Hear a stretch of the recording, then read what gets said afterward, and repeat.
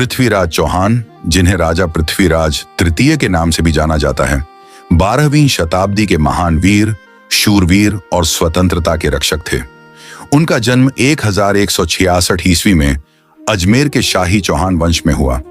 उनके पिता का नाम राजा सोमेश्वर तथा माता का नाम कर्पूर देवी था।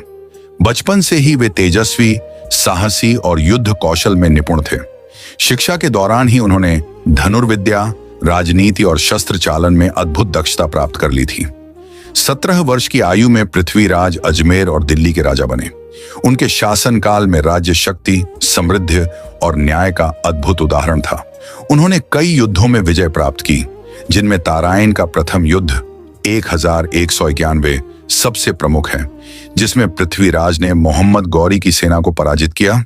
इस युद्ध में गौरी को जीवन दान देना पृथ्वीराज की सबसे बड़ी उदारता मानी जाती है।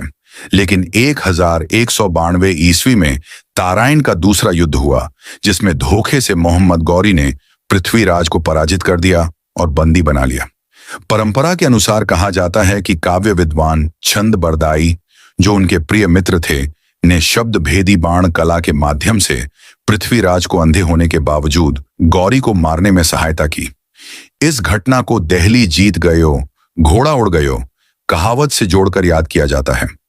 पृथ्वीराज चौहान केवल एक योद्धा ही नहीं, बल्कि स्वाभिमान, राष्ट्रभक्ति और शौर्य के प्रतीक थे। उनकी वीरता और बलिदान आज भी भारतीय इतिहास में स्वर्णाक्षरों में लिखे जाते हैं। वे आज भी युवाओं के लिए प्रेरणा स्रोत हैं कि राष्ट्र और सम्मान की रक्षा सर्वोपरि है। जय राजा पृथ्वीराज चौहान, जय वीरों की भूमि भारत।